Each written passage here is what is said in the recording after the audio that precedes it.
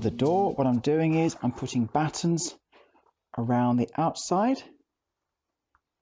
As you can see, same sort of size batten that matches the inside of the door. And then I put insulation in and put plywood over the top to give it a nice seal. Plasterboard's okay, but as you're opening it up, it might get damp and start expanding, and it's not the strength of plywood really. I think for a door, you need something a bit more strength. So I've got the plywood, the bubble wrap insulation, the wood going in, then insulation, and then plywood. And as you can see, got my children helping to whitewash inside. First coat going on of the paint. Right, I've cut the plywood out, as you can see, the shape of the door. The lock area here, cut out.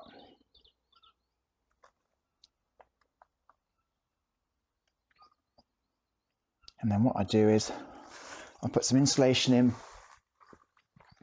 behind, in the top there, and then put the top over, slip it into position,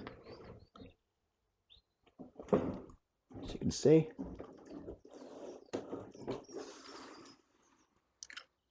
Over the battens,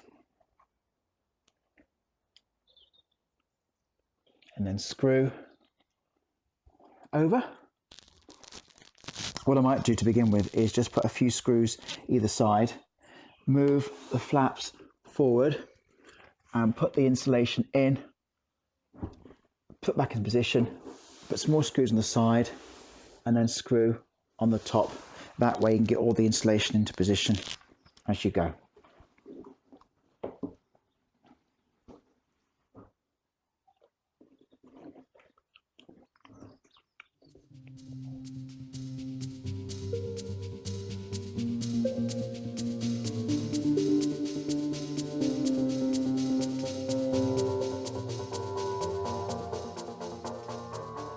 I recommend using some sort of draft excluder for the bottom of the door, just because it's an outside building and you are going to get, and you can feel a little bit of a draft coming from under the door, and we are losing heat.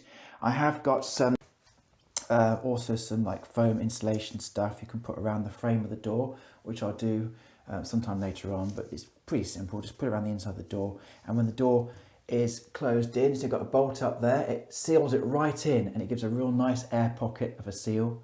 I've got some natural ventilation around some of the windows and things, which is a good thing to have for an office or a building of some kind, but I don't want the wind whistling in and losing any heat that the room is generating through sort of solar thermal through the windows or the building itself, or any heating I'm generating myself within the heater of the room. I want to make sure that I retain as much heat as possible and I don't overheat the room and spend too much money on energy. So this draft excluder just goes along the base like so, and you just level it up. That's it, there you go. As far down as possible, it's nice and level, and then you take the screws and you just screw in.